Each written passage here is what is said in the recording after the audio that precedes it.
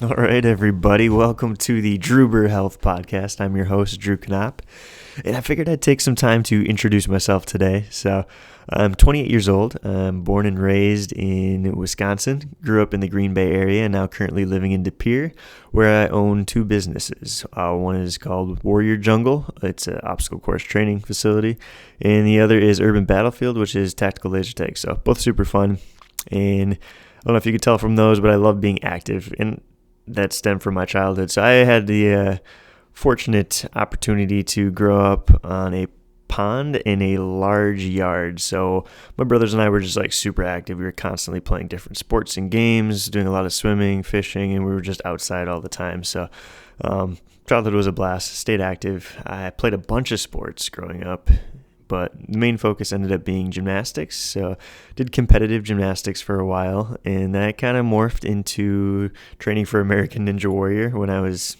17. Decided that I wanted to get on the show, so I trained for 4 years, turned 21, got my chance to compete on the show, and I did that for 3 seasons. Got to compete with friends and my brother, which was fantastic. So really awesome experience. But after the 3 seasons, decided to kind of move on and focus on other things in my life. Now, through childhood into adulthood, I put a lot of focus and discipline into my health in the form of fitness. So I would say nutrition and food wasn't like a huge part of my focus, but definitely fitness overall was a huge aspect. In high school and in college, I had various fitness records for each of those schools. And I just really enjoyed pushing myself physically to the limits in a lot of the disciplines that I was practicing. And that kept me in great shape physically, but I knew I was lacking in other health areas. For example, in 2016, at a really big ninja competition, I broke my leg. And looking back now, I can definitely attribute that to overtraining, for one, and poor nutrition as far as getting in the vital nutrients that I needed for recovery and to just keep up with all of the training that I was doing. Now, unfortunately for me, it took me a few years after that before I really started to take nutrition and food seriously. So 2019 is when I started looking into vegetable oils and was, doing a lot of research in that realm and finding out that vegetable oils were everywhere. And it was something that I could pretty easily look for on an ingredient list. So I started just like paying attention to foods more and just making sure I was consuming foods that, weren't containing vegetable oils. I remember also really starting to put an emphasis on making sure I was getting in more like animal protein. So just making sure I was having more meats, beef, chicken, pork, and making that kind of like the staple of like the meals I was having. I'm sure I was still getting in a lot of fruits and veggies and grains at the time as well, but putting more of a focus on meats for sure. I was also drinking a lot of whole milk at the time. And for those of you that don't know me, whole milk is my most favorite drink of all time. And milk was a staple growing up. Like we always had that at meals. We always had it in the house. And, just thinking back to the meals that we had growing up, my parents did a really good job of making sure that my brothers and I had very balanced meals. We always had vegetables, fruits, meats, we had carbs, grains, and starches. And I always felt like we were kind of like covering all the bases. But now knowing what I do, I realized that we were missing kind of some key components. I remember, my parents weren't buying organic. We still had a lot of just junk food in the house. We had lots of candy, chips, crackers, but, a lot of processed food. Soda, that was a staple in our house for a long time. I was a huge root beer fan. And I remember at one point, I think it was in high school, we always had a stash of Fruities. And if you don't know what Fruities are, basically it's like a Tootsie Roll, but fruit flavored. And we would just have like just an enormous amount of these, and friends would come over and we'd have like a huge, like almost punch bowl loaded with Fruities. And by the time we'd be done hanging out, that entire punch bowl would be gone, and we would just go through Fruities all the time. So I'm just imagining all of the sugar that we had in our diets, which, my brothers and I were physically active enough where the sugars weren't really catching up to us as far as, putting on excess fat and whatnot.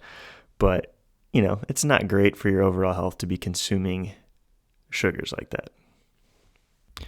So I decided to pull up the ingredient list for fruities. And just so you're aware, when we're looking at an ingredient list, the ingredients listed first are going to be the most, and typically the ones at the end of the list are going to be the least amount in that food.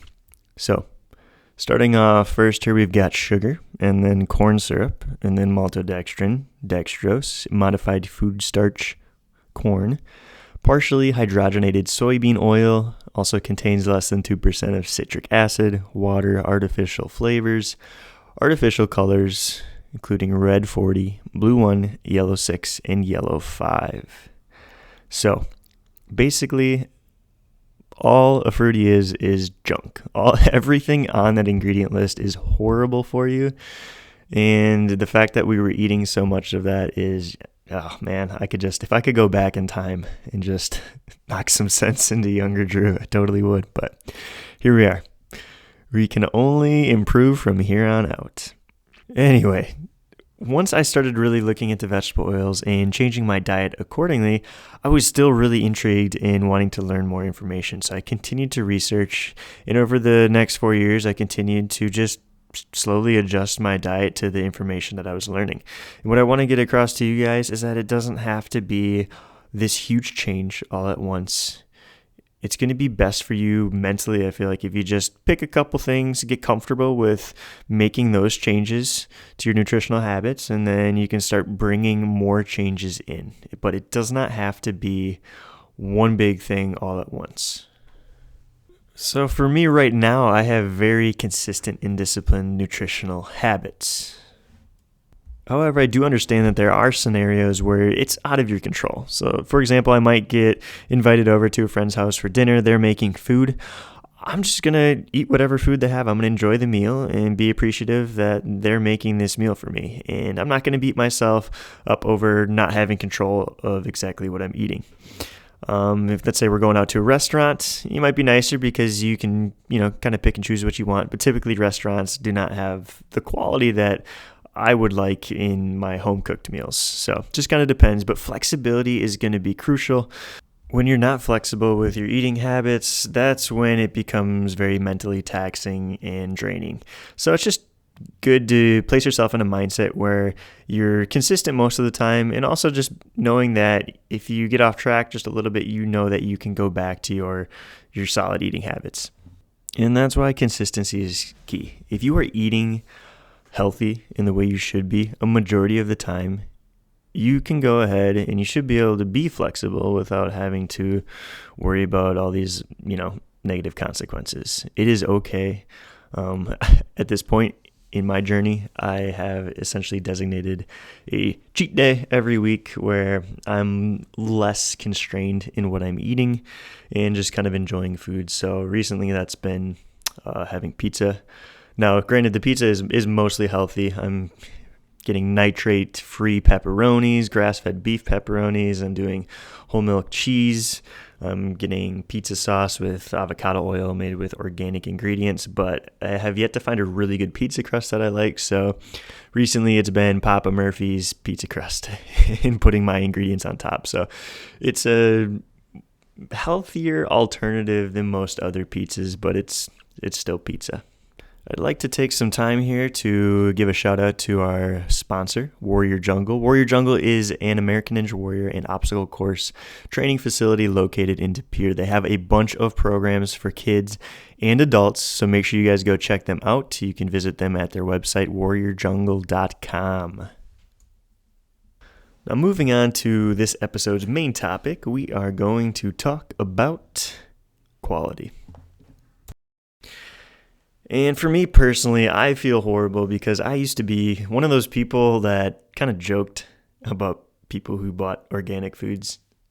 Maybe it was because I was a college student with a restricted budget, or maybe because I was in great physical shape despite all of the types of foods that I was consuming. But what I'm going to tell you right now is that quality is one of the most important things that you can focus on. By focusing on quality, you will be able to avoid a bunch of the natural and synthetic toxins that are kind of spread across foods nowadays. So, 3 labels that I want everyone to be out on the look for are going to be organic, grass-fed, and grass finished. These are the key phrases you should be looking for when you're in a grocery store. So let's talk about organic food. Now, buying organic food is going to give you the best ability to avoid chemical toxins in your foods like pesticides, herbicides, glyphosate.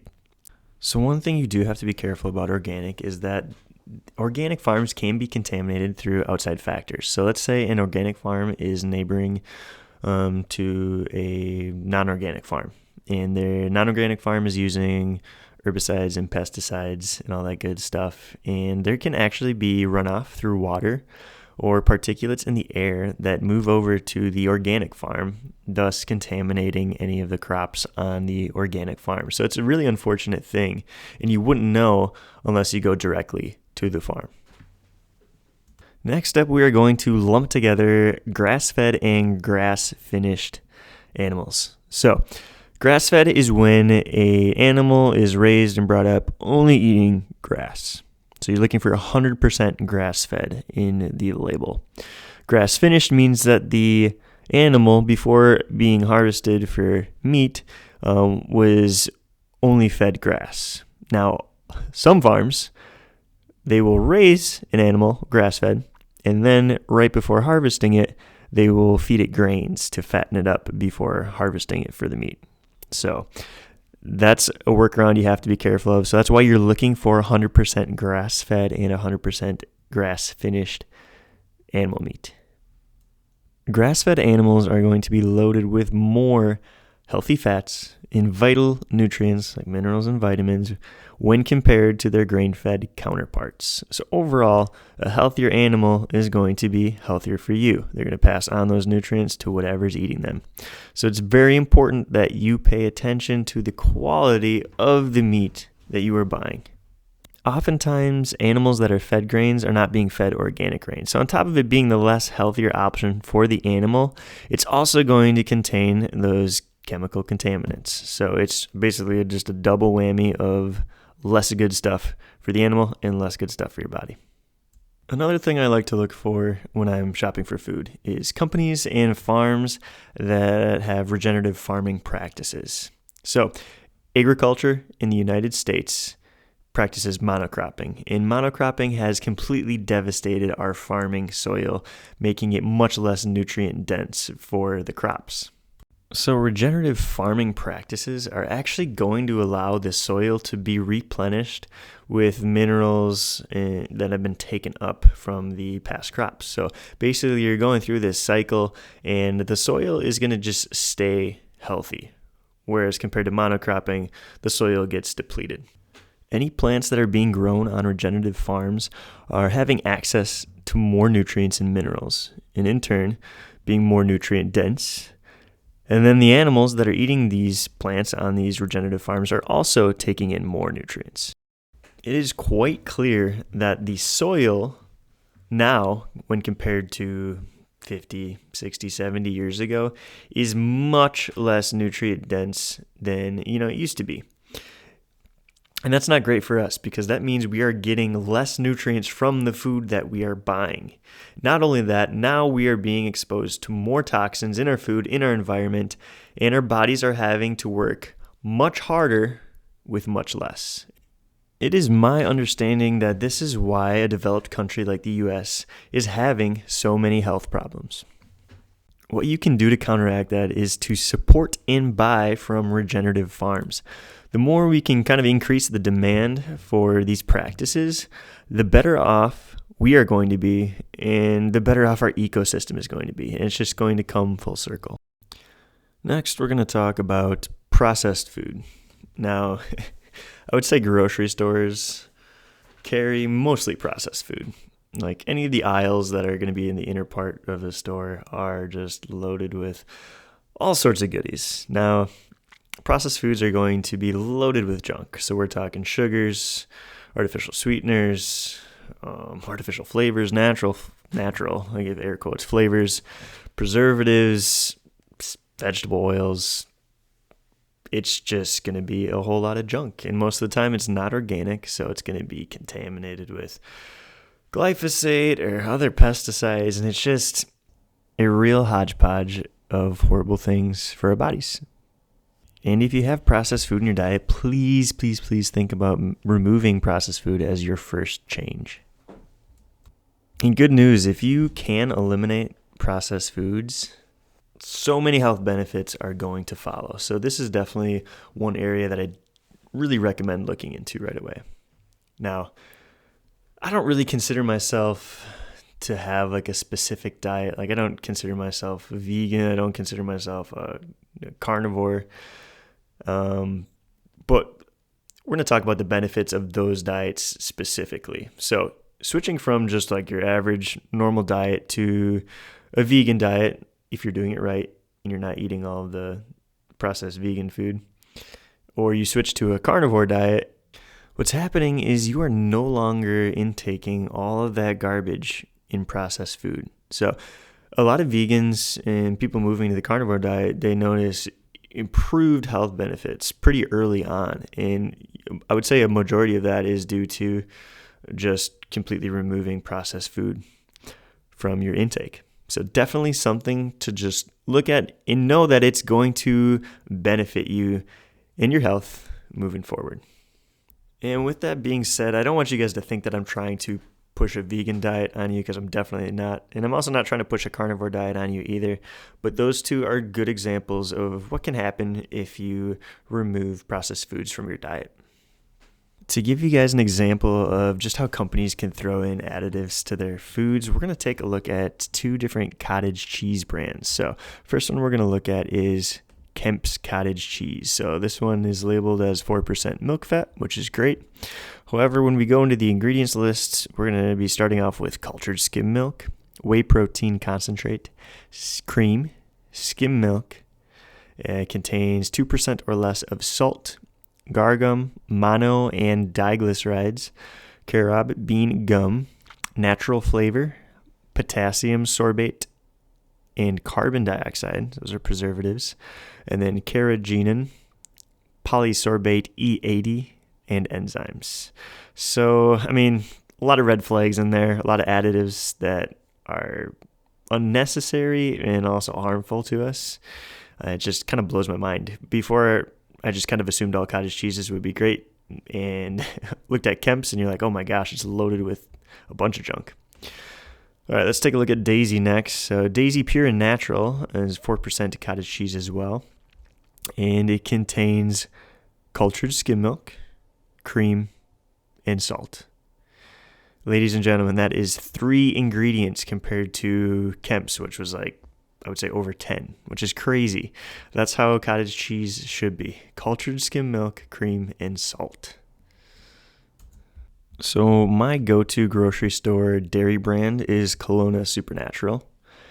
And they have a cottage cheese that you can buy. And this cottage cheese is super healthy. It contains organic non-fat milk, organic whole milk, organic cream, and Celtic sea salt, as well as live and active cultures. So if I have a choice, I'm going to go with the Kalona Supernatural cottage cheese by far. However, it is more expensive. And if you have a budget, I definitely recommend trying to include some organic products. But if you can't, then Daisy brand is going to be a great option and much better than any of the other competitors. So make sure you guys are paying attention to that ingredient list and just try to cut down on the amount of stuff in these ingredient lists. I mean, you compare Kemp's to Daisy. Daisy brand has 3 ingredients in its cottage cheese. Basically, my diet right now is all organic. And we're talking whole fat dairy, raw milk. I'm doing grass-fed, grass-finished beef, organic pork, organic chicken. We'll do organic vegetables and fruits, although I'm not having as much of those, more fruits than vegetables. I'll do organic honey, organic maple syrup. We're doing organic condiments, organic ketchup, mustard, and no added sugars, staying away from all the processed stuff. And that diet has been proven to be very healthy for me, and my body has honestly never felt better. Based on all the research that I've done, I'm a firm believer that if we can eliminate the toxins that our bodies are trying so hard to remove, and also improve the quality and quantity of the nutrients that we are getting through our diet, the metabolic health of our society is going to vastly improve. all the information that we cover today is meant to be more basic, but it's still very important, and it's going to be a great stepping stone for us as we move into further and deeper topics. So on our next episode, we're actually going to start a series that I think is very, very important because it covers a lot of things that we should be looking to remove from our diets, but are not necessarily super visible on ingredient lists. So we need to really make sure that we are doing our own due diligence to make sure that we are aware of what's in the foods that we're eating. Within this series, we will be discussing lectins, oxalates, phytic acid, glyphosate, deuterium, nitrates, basically just a bunch of horrible things that we need to be looking out for. In the series following that, we're actually going to be switching gears and talking about food groups. And I'm really excited about this one because we're going to go over the benefits and things to look out for. And then I'll also be able to share all of the options that I found when I have been grocery shopping, at least the options that I've been super excited about. Specifically, we're going to be covering fats, meats, vegetables, fruits, grains, and then condiments, and even the containers that we are buying and storing our food in. That was just a quick overview on what to expect in future episodes of Drew Beer Health, and I just want to take some time to remind you guys that if you do have any questions after listening to an episode, please reach out to me. And if it's a popular question or a really good question, I will make sure to include a response in the next podcast episode. And I just want you guys to know that, I am practicing what I preach, and I've spent so much time on research and putting together informationals and even putting together this podcast. And I just want to make sure that I'm doing everything I can to get you guys the information so that you can be the healthiest and best versions of yourselves. And I'm so excited to be along for each of your individual journeys. Just wanted to take some time to give it another shout out to our sponsor, Urban Battlefield. Urban Battlefield is a tactical laser tag facility located in De Pere. Over 10,000 square feet, 7 two-story buildings, and legit military-grade looking laser taggers. If you're looking for something fun to do, visit urban-battlefield.com. Thanks again for tuning into the first episode of the Drew Beer Health Podcast. And if you know somebody that could benefit from this information, definitely feel free to share this podcast with them. I am really looking forward to joining you all in the next episode. So stay tuned and we will see you next time.